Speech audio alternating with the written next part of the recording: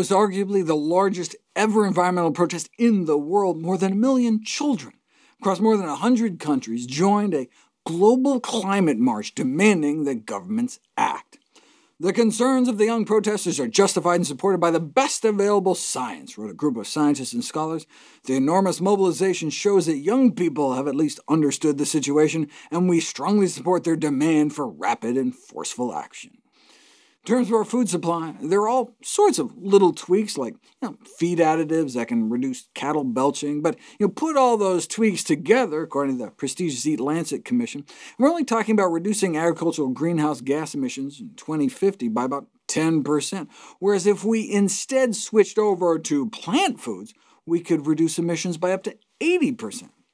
All those cow, sheep, and goat burps only represent a fraction of the greenhouse gas emissions from animal agriculture. So that's why, according to the IPCC, the official intergovernmental panel on climate change, becoming a so-called climate carnivore, just cutting down on ruminant products like beef, wouldn't reduce greenhouse gas emissions as much as eating a healthier diet and limiting meat across the board, and the fewer animal products, the better. Which diet has the least environmental impact on our planet? A systematic review found that eating completely plant-based may be the optimal diet for the environment, but it's not all or nothing. Even just cutting down on meat to under an ounce or two a day could get you half the way there in terms of reducing greenhouse gas emissions. In terms of land use, a healthier diet like a Mediterranean diet may decrease your footprint by about a quarter, whereas even more plant-based diets can drop land use 50% or more. In general, diets that include meat require about 3 times more water, 13 times more fertilizer, more than twice the energy, and 40% more pesticides than those that don't. If you look even broader at the total environmental impact of omnivorous versus vegetarian versus vegan diets, looking not just at global warming but ocean acidification, agricultural runoff, smog ecotoxicity of the water and soil, and direct human toxicity of the air we breathe, and the water we drink, and the soil we grow our food from, eating eggs and dairy may be 9 times worse than plants, and eating eggs, dairy, and meat may be 17 times worse than sticking to plant foods. Oh, and as a bonus, we could feed an additional 350 million Americans, like an entire extra country's worth of people, more than if we eliminated food waste completely.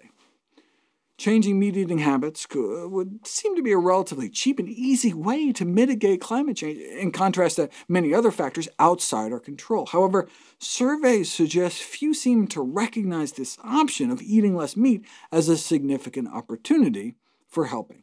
Research has shown that consumers often underestimate the impacts of meat consumption on the environment in general and on climate change in particular.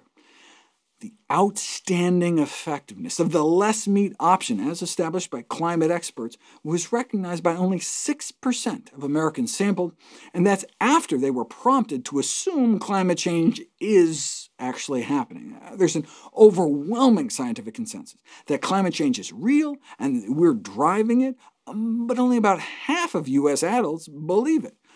This is not by coincidence, just like the tobacco industry tried to subvert the overwhelming evidence that smoking caused cancer. Companies like Exxon orchestrated climate change denial campaigns that stalled meaningful efforts for decades.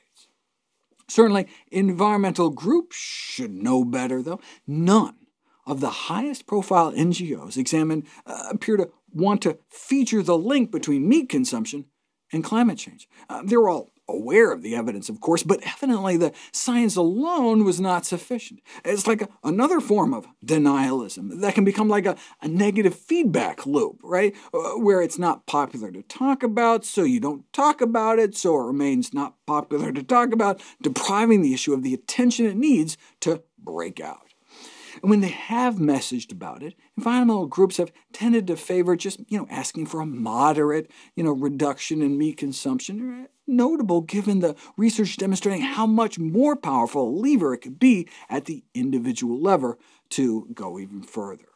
But they don't want to be seen as telling people what to do, instead of Instead, they're advocating for small changes like, turning off your computer monitor at lunchtime or, printing double-sided.